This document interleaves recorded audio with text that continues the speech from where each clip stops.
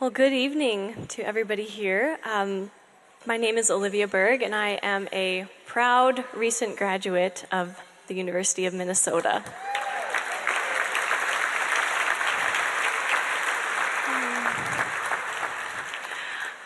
Thank you. I got applause for being a graduate. This is amazing.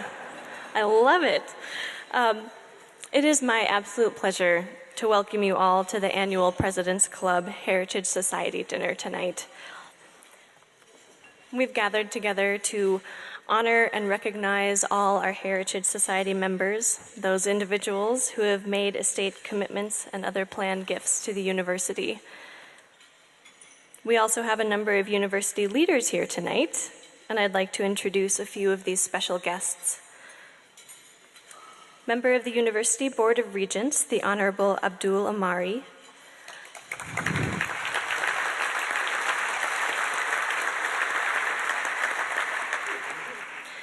President of the University of Minnesota, Eric Kaler, and his wife, Karen Kaler.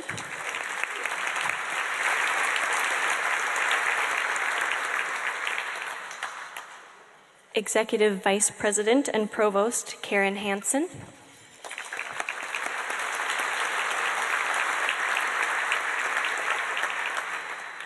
And President and CEO of the University of Minnesota Foundation, Kathy Schmidlkoffer.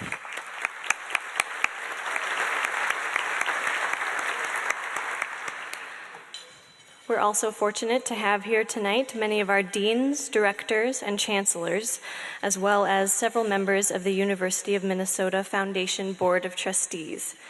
Please stand so we can recognize you all.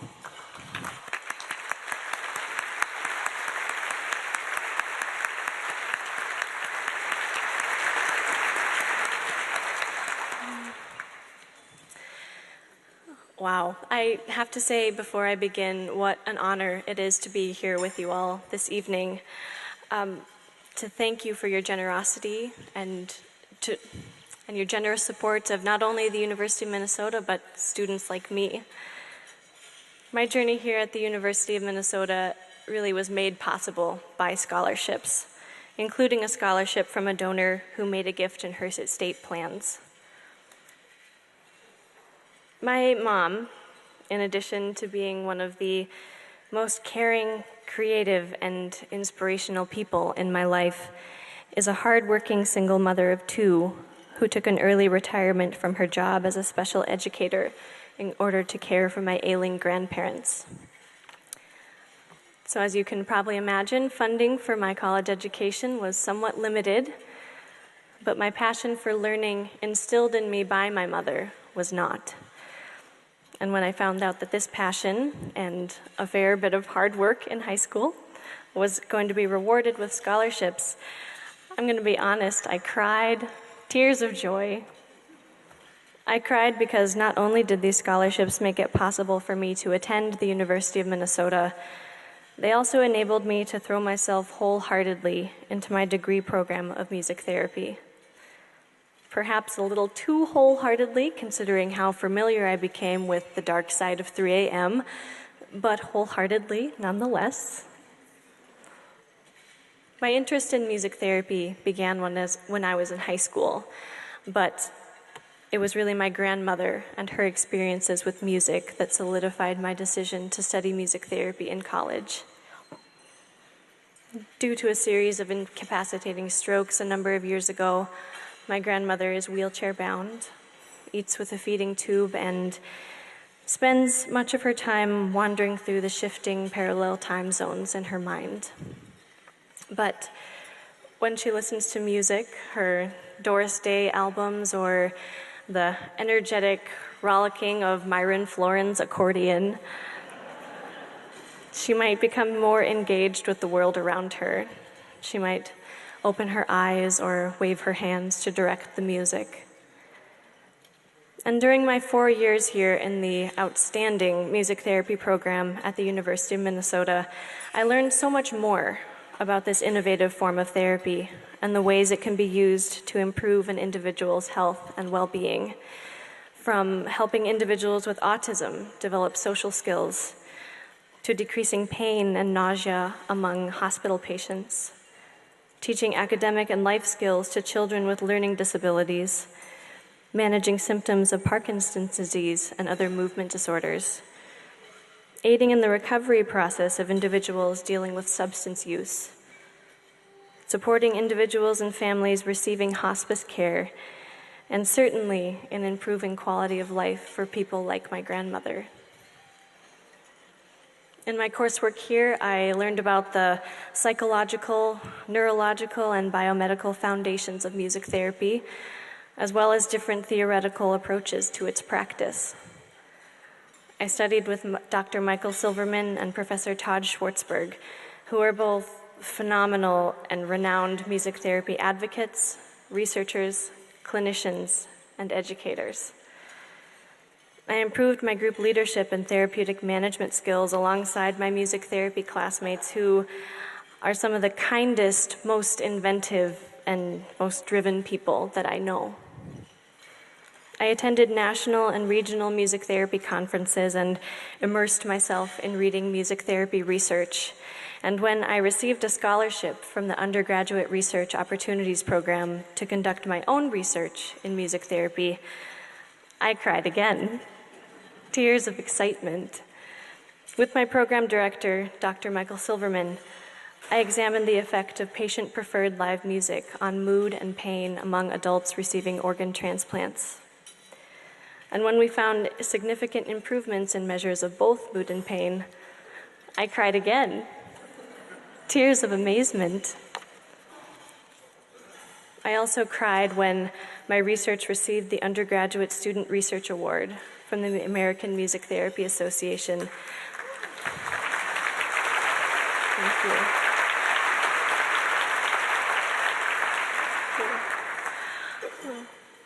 And then again, when the abstract of my paper was published in the journal Music Therapy Perspectives. And both times, these were tears of, oh my God, is that my name on that sheet of paper right there?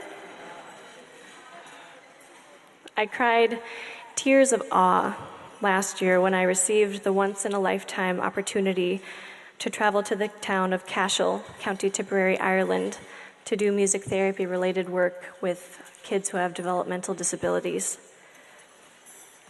I cried tears of thankfulness when I was accepted for a 6-month internship in music therapy at Park Nicollet Health Services, where I'm currently gaining invaluable clinical experience working with cancer patients, individuals with Parkinson's disease, patients and families receiving hospice care, and individuals recovering from eating disorders. And last May, when I graduated summa cum laude with my degree in music therapy, I bet you can guess what I did. I cried.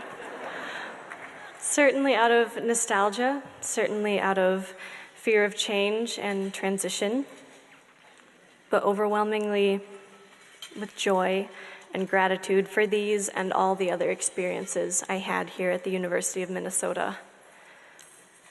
And now, with these experiences behind me, I'm looking forward to finishing my internship in 3 weeks, sitting for my board certification exam and passing it, and then practicing as a music therapist. And it all started with scholarships. So being a part of tonight's program is an honor for me, not only because I get to personally offer my gratitude for your generosity, but also because tonight we celebrate the innovation your giving makes possible at the University of Minnesota. Innovation I see every day in my work in music therapy. So on behalf of this university, my fellow student scholarship recipients, my mother and my grandmother, I offer my sincere thanks. Thank you for your generosity, your commitment to this university, and for making stories like mine possible. And now I'm probably going to go cry. Tears of relief. Thank you.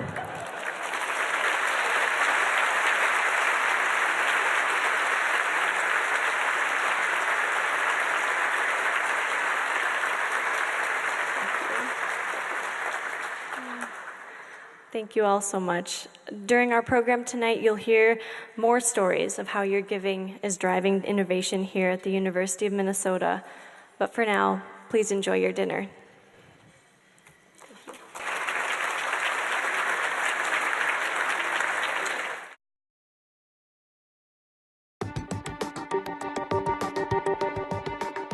At the University of Minnesota, the universe of innovation is accelerating economic opportunity.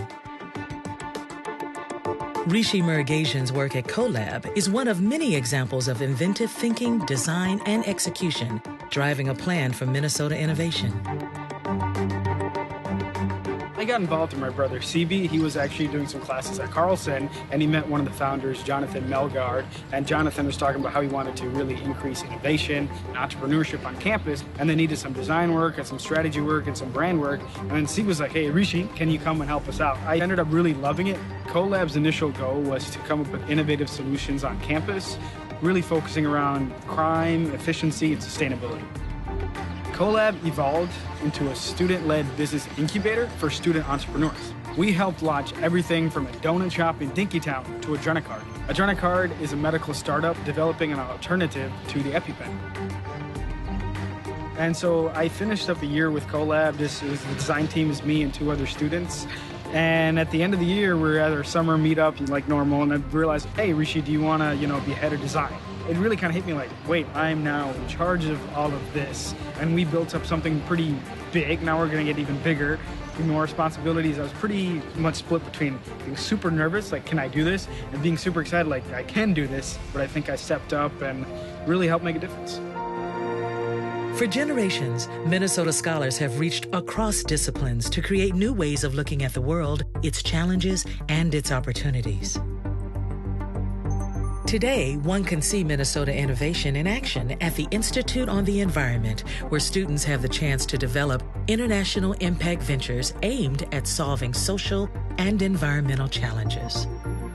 Kernza, a new strain of drought-resistant and pollinator-friendly wheatgrass, has been brought to market through the university's Forever Green initiative in partnership with the Land Institute and General Mills. And what would innovation be without a sense of humor? Nothing, according to Dr. Barry Kudrowitz, whose research shows that the pathway to innovation is opened when we give room in our lives for humor, creativity, and play. Duluth's Wood Products and Bioeconomy Initiative is rejuvenating the state's lumber industry with the development of weather-resistant, thermally modified white pine siding, which is being used on the exterior of the new Bell Museum of Natural History and Macmillan Planetarium. Physicist Jean-Ping Wang's Nanospin Research Group is using emerging nanobiomedical technology to create personal medical devices that will help with early detection of cancer and other diseases. And innovative thinking drives Bob Tranquillo's pioneering work in tissue engineering, which has produced artificial blood valves that actually grow with the recipient. Today, University of Minnesota students and faculty are transcending traditional methods to create new ways of thinking that will drive innovation to even greater heights. I think one of the best parts about CoLab was how unique it was. It was started by students, led by students, and for the students. And I think we really benefited, I know we benefited from the fact that the university really supported us in our mission to foster innovation and entrepreneurship all across campus.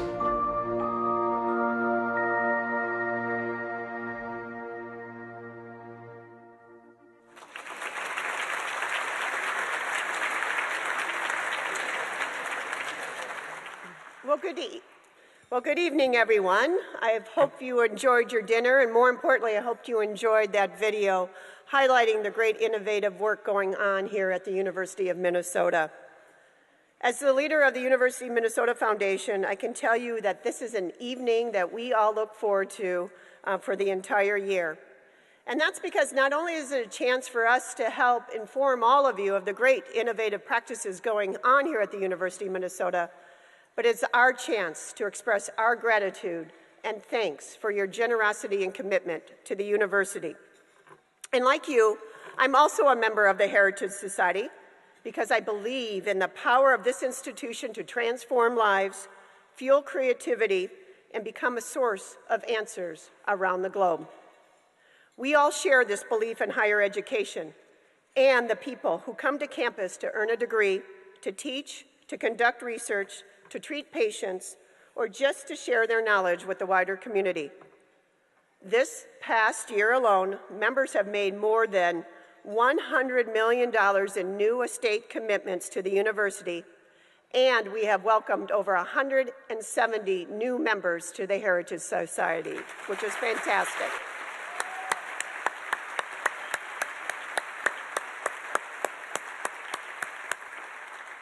And we are so pleased that so many of our new members could join us yet this evening. And you may have heard by now that this past fall, the university publicly launched a new university-wide fundraising campaign called Driven. This is the largest philanthropic initiative in university history with a goal of raising $4 billion to support students, outreach, faculty, and research. It's a big campaign, and it's a big goal, because we plan to accomplish big things here in Minnesota that impacts the world. And as many of you may not know yet, but each of you is a part of this historic campaign because your visionary gift commitments you have already made. And thanks to you and more than 200,000 donors like you, we have already raised $2.9 billion towards that $4 billion goal. Isn't it wonderful? It's just amazing.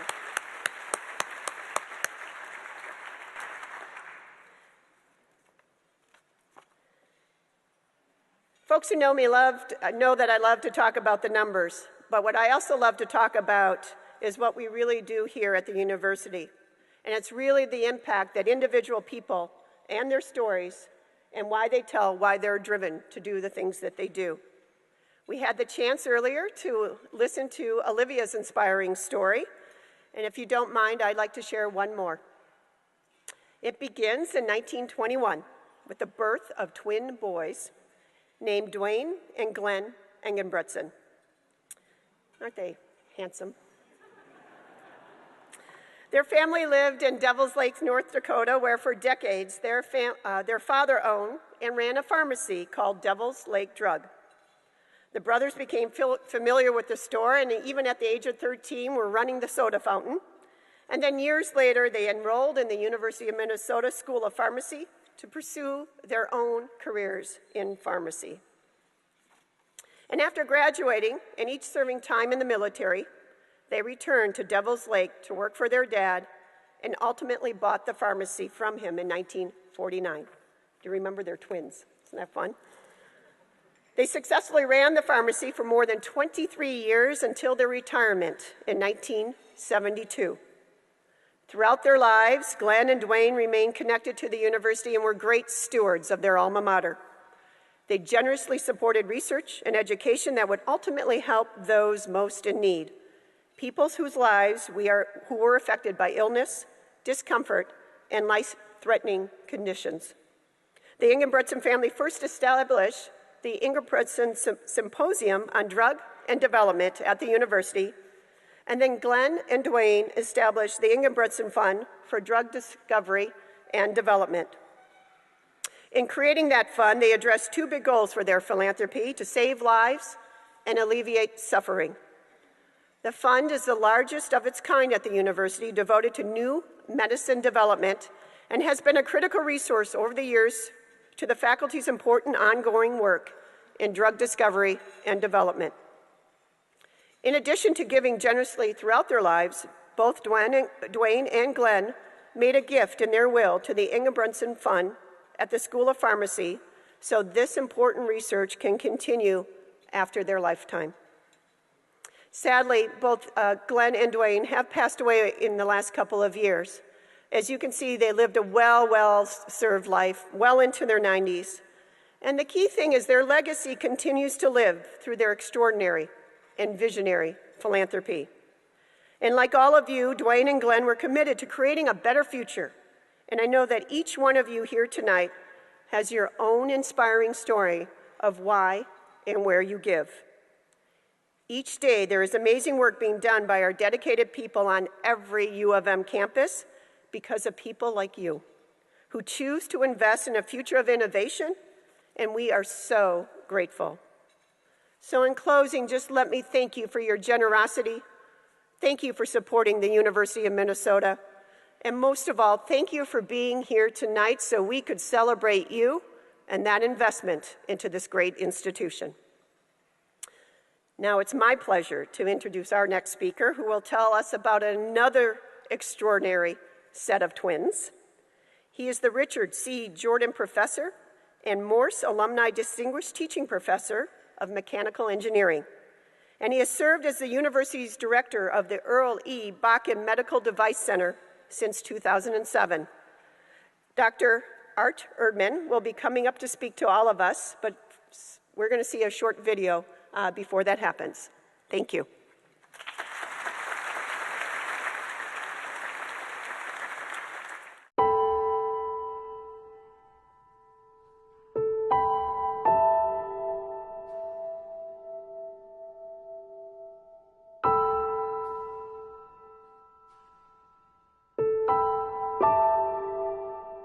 We informed them that, number one, that we could lose one or both of the twins. No matter what, I wanted to try and give them life and do whatever I had to do to give them that chance. We were going to do everything within our power to treat them.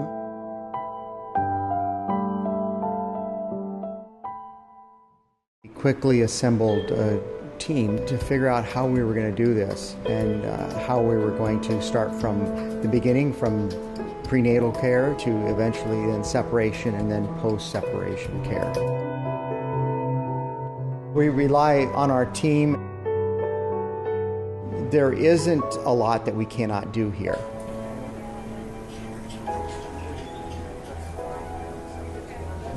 We knew we needed some imaging. Calling on that depth of the University of Minnesota, reached out to the Medical Device Center. We were able to use a 3D modeling, and we planned how we're actually going to make these incisions. We were able to do 3D reconstructions. What we found in the model was that, in fact, there was a moderate to large connection here between the right atrium of Paisley, left atrium of Paisley. And actually changed our planning of how we were going to position the infants on the operating table and how we were going to approach it. Amazing experience to go over and see in 3 dimensions something that we'd had to construct in 3 dimensions in our heads only up until that time. There's this little piece right here. There was a tiny, tiny 1 millimeter bridge that actually connected these 2 babies' hearts.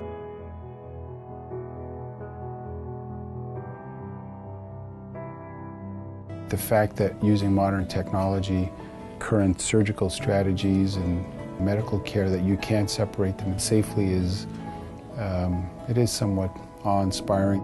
It's been an amazing experience, how the entire team has come together. Liver separation, cardiac separation.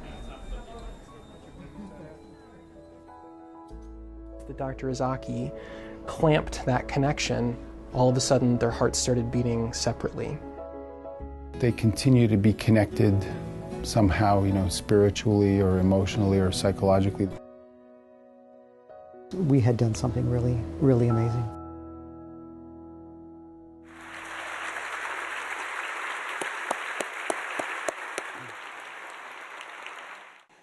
I have to confess that every time I watch that, I get goosebumps. What a wonderful story. It's even more meaningful to me because I too am a twin. So you see the trend here? And my wife and I, unfortunately, lost a set of twins 32 years ago at birth. So, therefore, it's even more of a blessing to think that the Medical Devices Center has played a vital role, as you saw in the video, the first ever separation of conjoined twins with this complication, and saved both girls' lives. Previous attempts have resulted in losing one or both of the twins. You probably heard in the video Dr. Salzman mention, at the University of Minnesota, there's nothing we really can't do. Powerful statement. And at the very end, he says, we have done something very amazing. indeed that is the case. This kind of collaboration that's shown here between engineers and physicians really started with Earl Bakken, shown in the upper left. Earl is a graduate of electrical engineering, right, Moss? In the late 40s. I don't think you were here yet. Almost, no.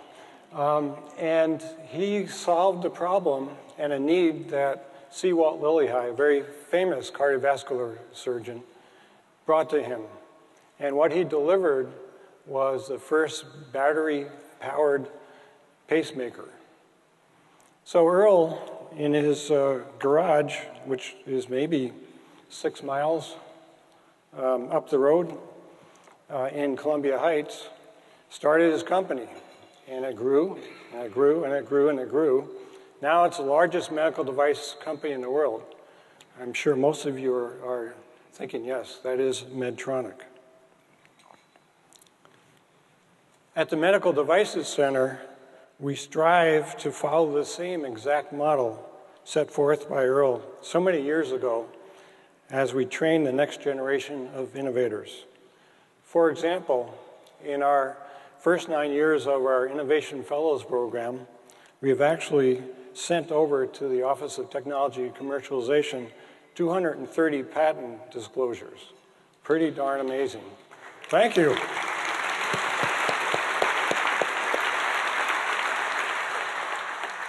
There are 6 startup companies, maybe 2 more from this year's class, and our first product on the market.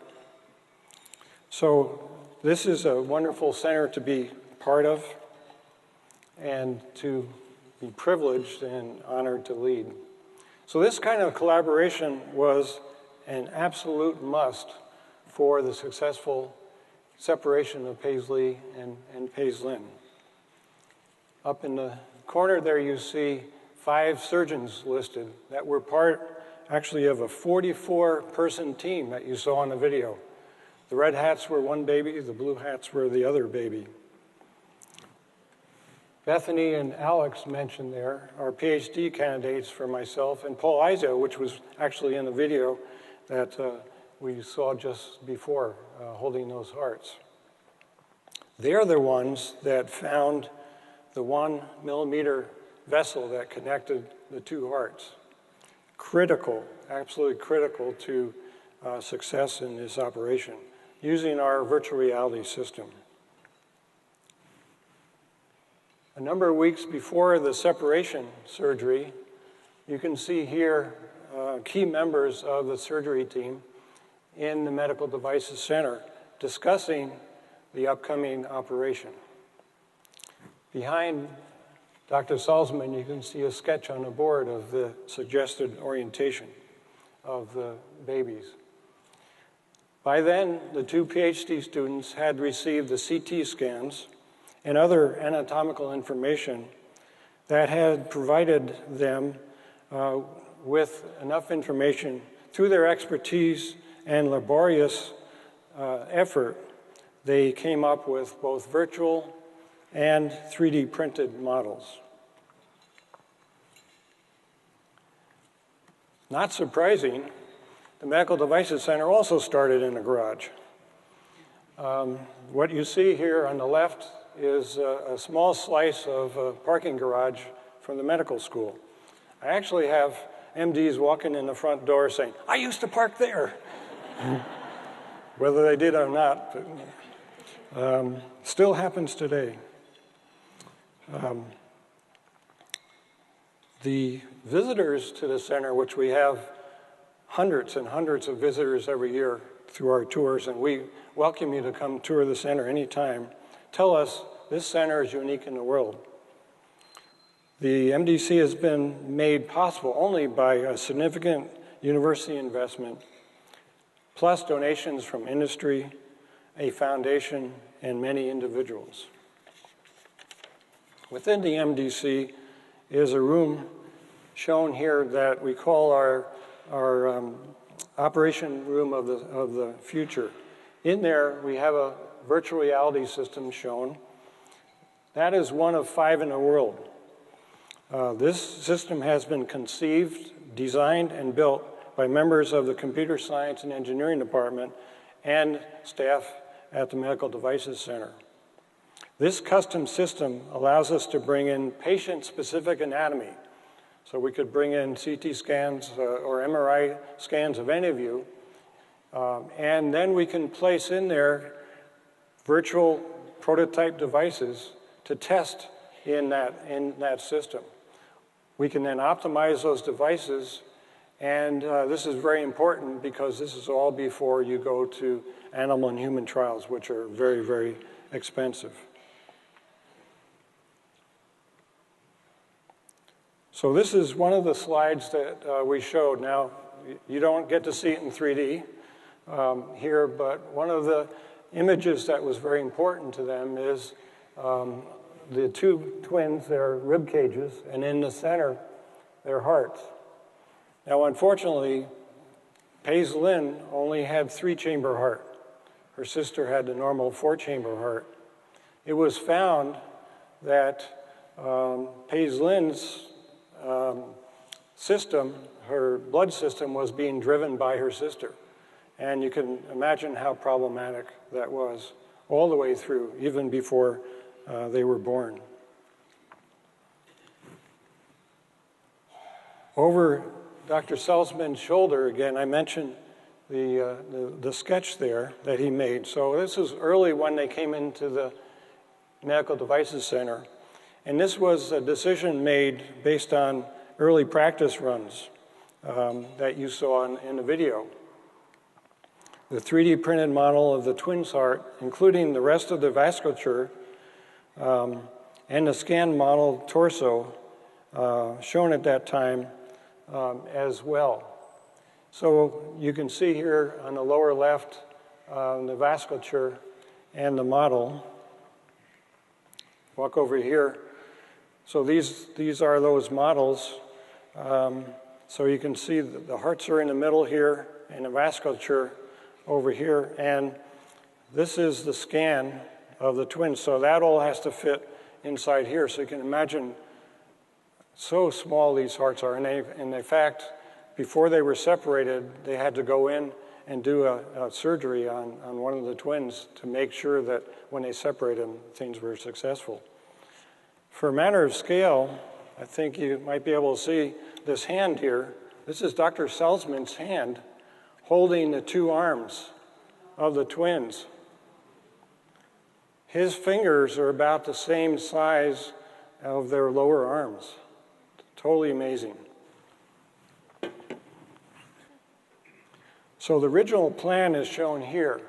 Both the twins, as was said in the video, they're connected from all the way down the chest, and where they would be moved to after the operation for further surgery. However, once they went into the virtual reality system, and I'm sorry you can't see it in 3D, it allows you to sort through and traverse through the system. So we actually followed that 1 millimeter connection, which isn't just in one straight line. That sure enough, this connection is here. And the location of that arterial connection really surprised them. And it totally changed the whole operation. So that here is, they actually flipped the twins 180 degrees on the operating table, changed a lot of things in the operation. And we're told that saved 2 hours of surgery time, which would have been on top of the 9 hours that was already there. Now recall, this is the very first successful separation of twins with this complication ever.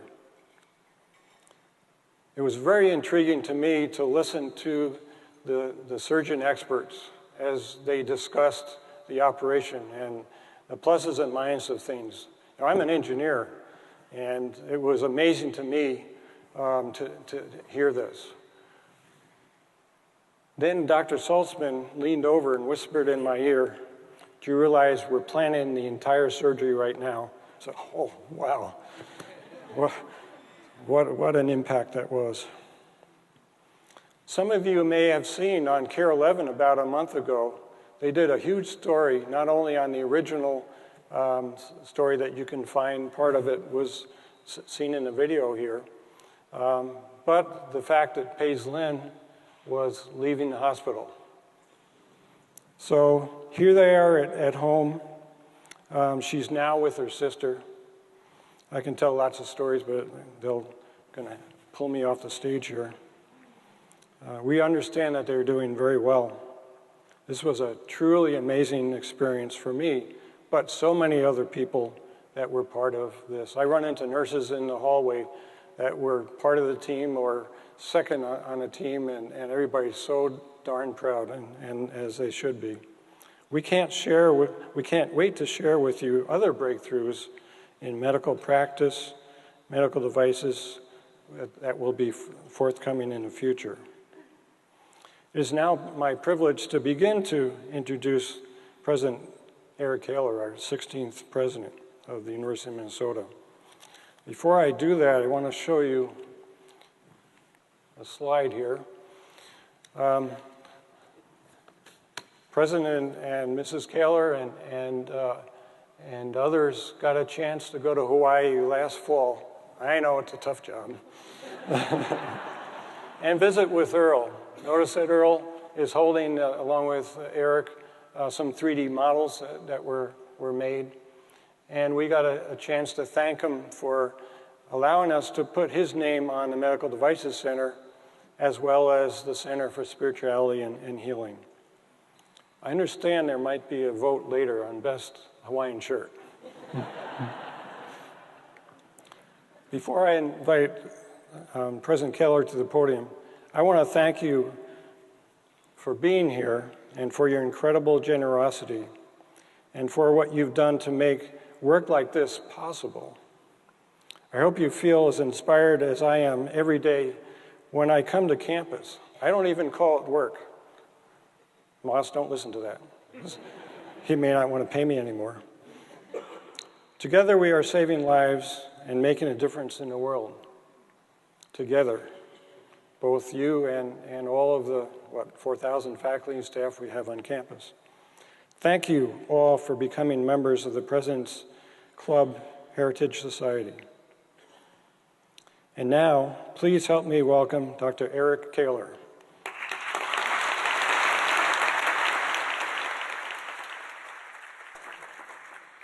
Thank you, Art.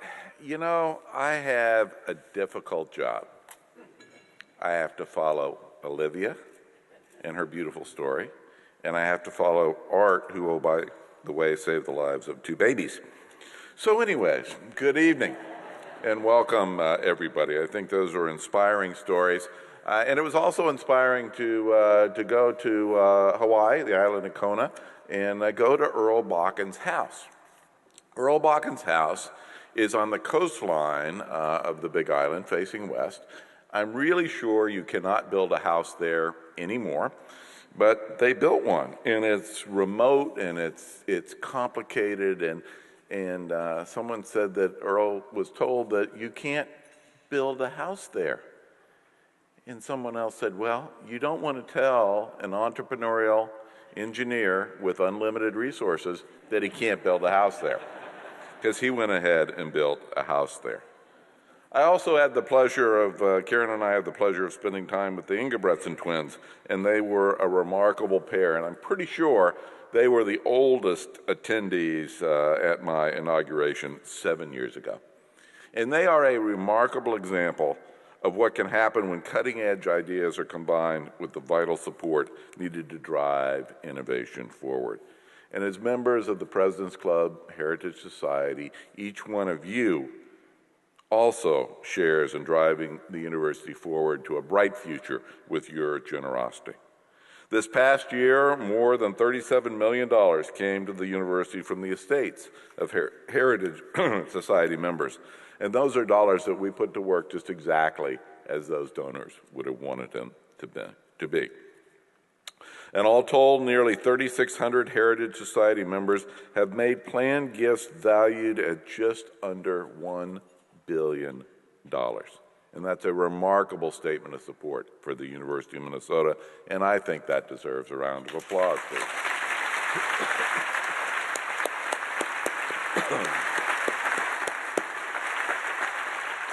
I'd like to take a moment to officially recognize and welcome the new members of the Heritage Society.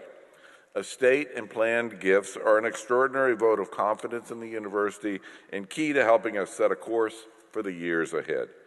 Your gifts to the University of Minnesota are an investment in academic success, pure and simple. They're an investment in the education of future leaders, teachers, the workforce, and others. It's an investment in a dynamic and prosperous state, in healthier lives, and in discoveries that will help us tackle the world's grand challenges. We're grateful and we are honored that you have joined us in this important mission. So as you are able, would all of the new Heritage Society members please stand so we can recognize you.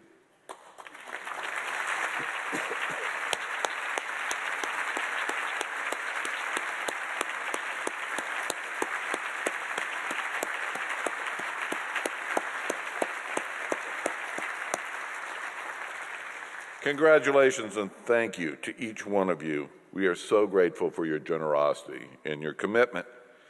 This year's new Heritage Society members are offering future support for everything from medical school scholarships at our Duluth and Twin Cities campuses to support for the arts and athletics and to providing scholarships for amazing young people like Olivia. So no matter where your passions lie, we are deeply grateful for your partnership and commitment. Now, as Kathy mentioned earlier, we recently launched the Driven campaign, and one of the campaign's key priorities is to drive a Minnesota plan for innovation, which we celebrate tonight. And that means examining our campuses for more ways to inspire thinking, cross-disciplinary collaboration, and deeper engagement between industry and the university. For example, just this month, our Rochester campus hosted the National Higher Education Innovation Summit, a 3-day conference for scholars who specialize in teaching and learning. In Crookston, the number of students and faculty conducting research continues to grow, and this summer, their new Center for Collaborative Research is set to open, providing the campus with its first centralized and self-contained laboratory. Our Morris campus recently won a $1.2 million Ronald E. McNair Postdoctoral Achievement Program grant from the U.S. Department of Education, and that will expand undergraduate research and provide critical support for incoming Morris students, where 41% of the students are the first generation in their family to attend college, just as I was, and I suspect many of you were. And the Chancellor from Morris, Michelle Baer, is here tonight. Michelle, I saw you earlier.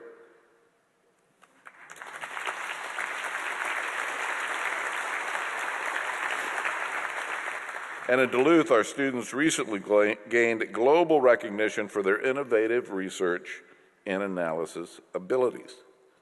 Pay attention to this. 5 students from the Leibovitz School of Business and Economics won the National Chartered Financial Analyst Institute Research Challenge. That's a mouthful, but it's also a competition that engaged teams from some of the very best universities in this country, and our Duluth team won. And they went on to represent the U.S. at the global competition in Malaysia. They came in 5th, but it's still a pretty good run. And as for our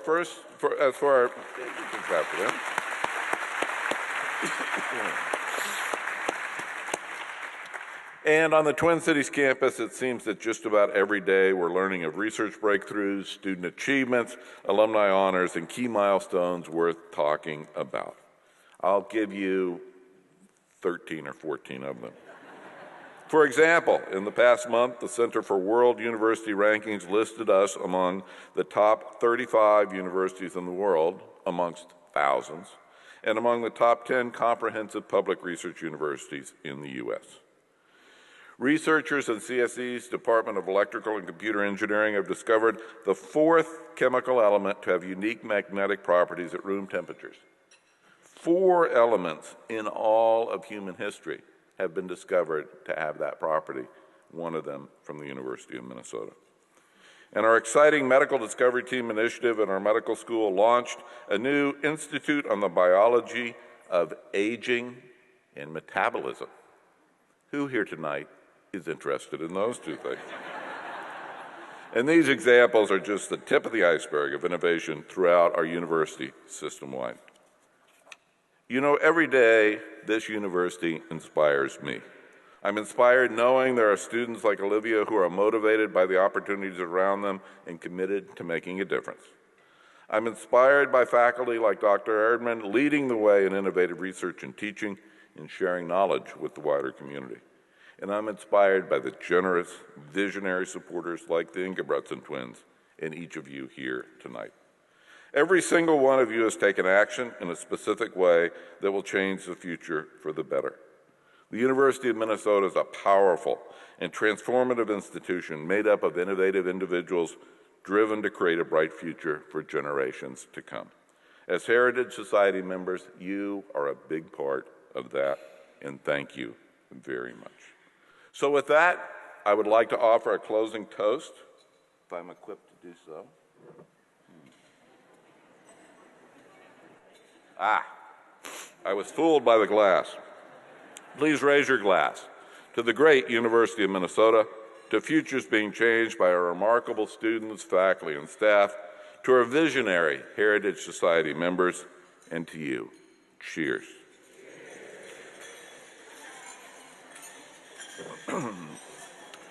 And now, as a special treat to close our program, I'd like to invite Olivia Berg back to the stage to lead us in Hail, Minnesota. Let's see if she can make us cry. Olivia.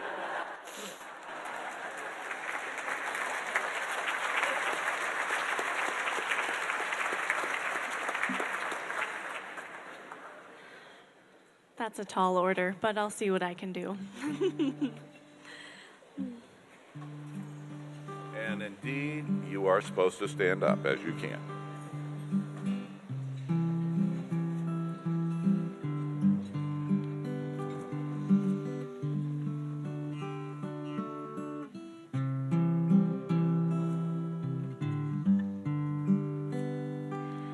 Minnesota, hail to